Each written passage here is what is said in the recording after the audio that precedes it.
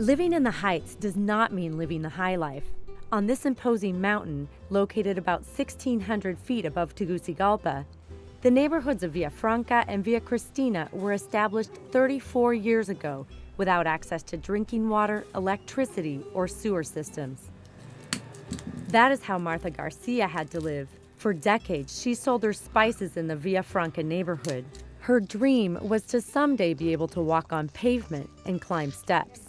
It was horrible. I would come home and my clothes would be covered in mud. You couldn't see my shoes through all the mud. But now everything has changed for everyone, for the entire community.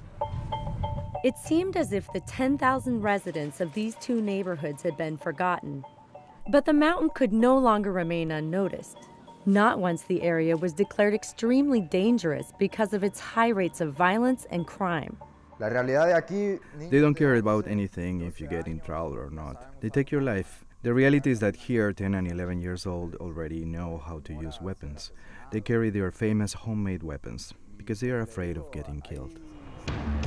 In 2011, Honduras became the country with the highest homicide rate in the world, with 86 deaths per 100,000 inhabitants and an unprecedented record of 558 violent deaths per month. Some of it is because of the lack of attention these youth receive during their formative years, their educational period, in order to face their lives as young adults. The street becomes a living space. We think it's urgent to turn that around, and resources must be put in place to make it successful.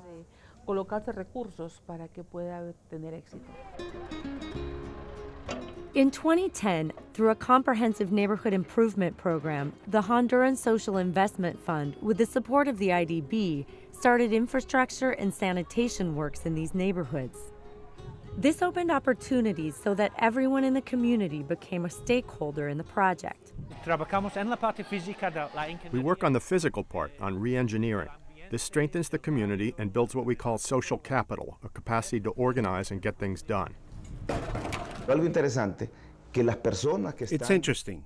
Some of the people who are participating in the gangs are actually starting to work and to get paid for their time. Our concern is not only that they get paid to work, but that they learn new skills and get some work experience. We've also made agreements with some government organizations who can train these people. In parallel with the construction of sports facilities, daycare centers, schools, and training centers, activities are being conducted to discover the talents and skills of people in this area. In 1 year, the number of homicides in the neighborhood has decreased by 60%. These type of opportunities change your life. Above all, opportunities are what we need. They are the antidote for violence. If you have opportunities, you have something to occupy your mind.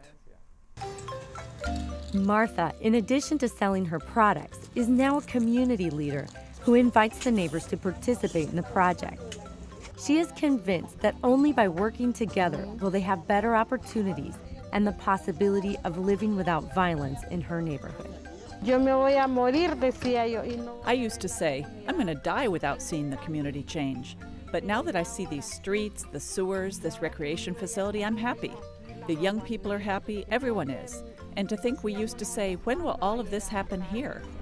Anís, para las especias.